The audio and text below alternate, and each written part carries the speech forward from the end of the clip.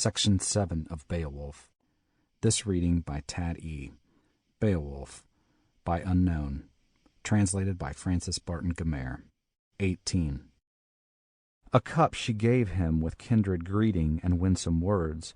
Of wounden gold she offered to honor him, arm jewels twain, corslet and rings, and of collars the noblest that ever I knew the earth around. Ne'er heard I so mighty neath heaven's dome a hoard gem of heroes, since Hama bore his bright-built burge, the bristling's necklace, jewel and gem casket. Jealousy fled he, Eomenric's hate, chose help eternal. Hygelac Gaet, grandson of Swerting, on the last of his raids, this ring bore with him, under his banner the booty defending, the war-spoil warding, but word o'erwhelmed him, what time in his daring dangers he sought feud with Frisians. Fairest of gems he bore with him over the beaker of waves, sovereign strong, under shield he died. Fell the corpse of the king into keeping of Franks, gear of the breast and that gorgeous ring. Weaker warriors won the spoil, after gripe of battle, from Gaetland's lord, and held the death-field. Din rose in hall, whilst Theo spake amid warriors, and said, "This jewel enjoy in thou jocund youth. Beowulf loved these battle-weeds, where, a royal treasure, and richly thrive. Preserve thy strength in these striplings here, counsel and kindress, requital be mine. Hast done thou deeds that for days to come thou art famed among folk, both far and near, so wide as washeth the wave of ocean his windy walls? Through the walls of life prosper, O Prince.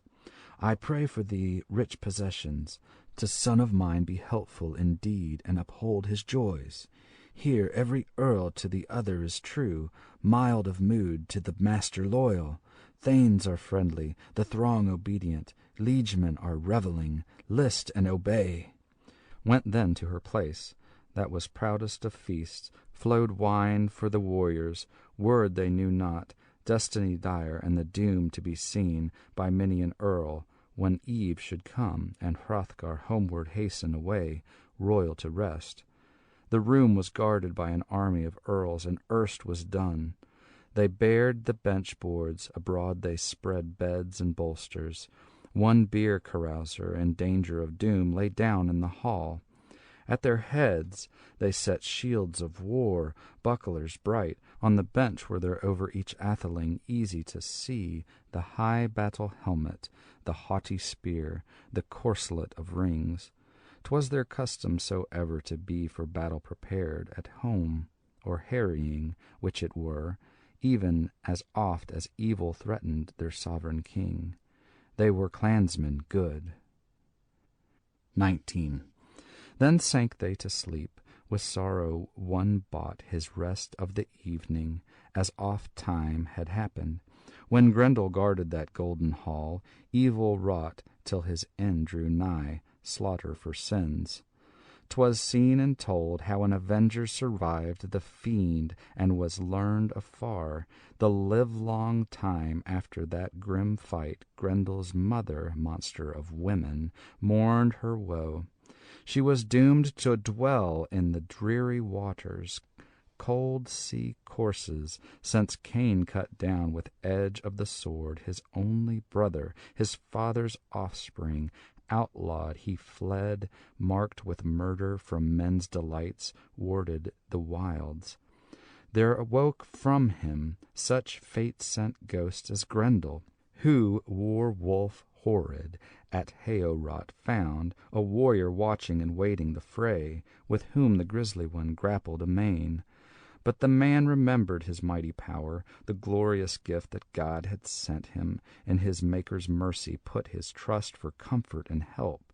So he conquered the foe, felled the fiend, who fled abject, reft of joy, to the realms of death, mankind's foe.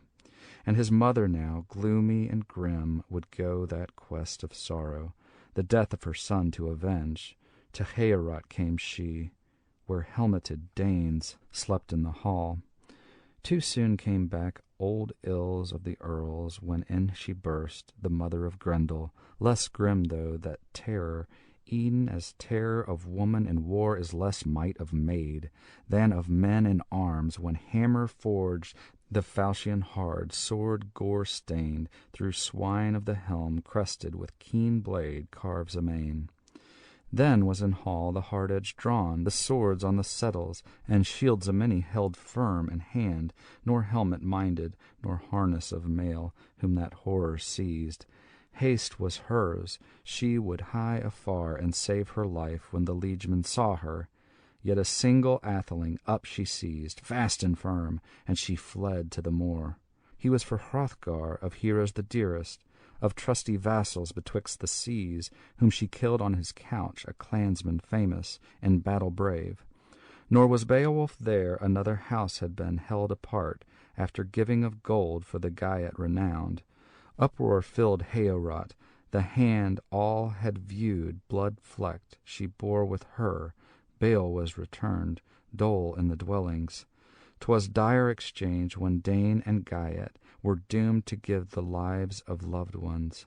Long-tried king, the hoary hero, at heart was sad when he knew his noble no more lived, and dead indeed was his dearest thane.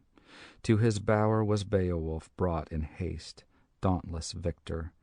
As daylight broke along his earls, the atheling lord with his clansmen came where the king abode, waiting to see if the wielder of all would turn this tale of trouble and woe. Strode o'er flood the famed in strife with his hand companions, the hall resounded, wishing to greet the wise old king, Ingwines' lord. He asked if the night had passed in peace to the prince's mind. 20. Hrothgar spake, helmet of Scyldings. Ask not of pleasure, pain is renewed to Danish folk.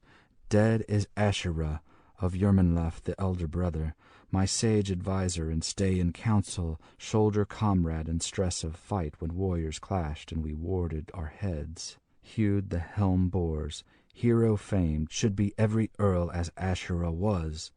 But there in Heorot a hand hath slain him, of wandering death sprite. I wots not whither, proud of the prey, her path she took, fain of her fill. The feud she avenged that yesternight unyieldingly. Grendel in grimmest grasp thou killedst, seeing how long these liegemen mine he ruined and ravaged. Reft of life in arms he fell. Now another comes keen and cruel, her kin to avenge, faring far in feud of blood, so that many a thane shall think, who e'er sorrows in soul for that sharer of rings, is the hardest of heart bales. The hand lies low that once was willing each wish to please. Land dwellers here and liegemen mine, who house by those parts, I have heard relate that such a pair they have sometimes seen, march stalkers mighty, the moorland haunting, wandering spirits. One of them seemed, so far as my folk could fairly judge, a womankind, and one, accursed in man's guise, trot the misery track of exile, though huger than human bulk. Grendel in days long gone they named him, folk of the land. His father they knew not, nor any brood that was born to him of treacherous spirits. Untrod is their home, by wolf cliffs haunt they, and windy headlands, fenways fearful, where flows the stream from mountains gliding to gloom of the rocks, underground flood. Not far is it hence in measure of miles that the mere expands, and o'er it the frost-bound forest, hanging sturdily rooted, shadows the wave. By night is a wonder weird to see, fire on the waters. So wise lived none of these sons of men to search those depths. Nay, though the heath rover harried by dogs the horn-proud hart, this holt should seek, long distance driven, his dear life first on the brink he yields, ere he brave the plunge to hide his head. 'Tis no happy place. Thence the welter of waters washes up, wan to welkin when winds bestir evil storms and air grows dusk, and the heavens weep. Now is help once more with thee alone. The land thou knowest not, place of fear, where thou findest out that sin-flecked being, seek if thou dare. I will reward thee for waging this fight, with ancient treasure, and erst I did, with winding gold if thou winnest back. End of section 7.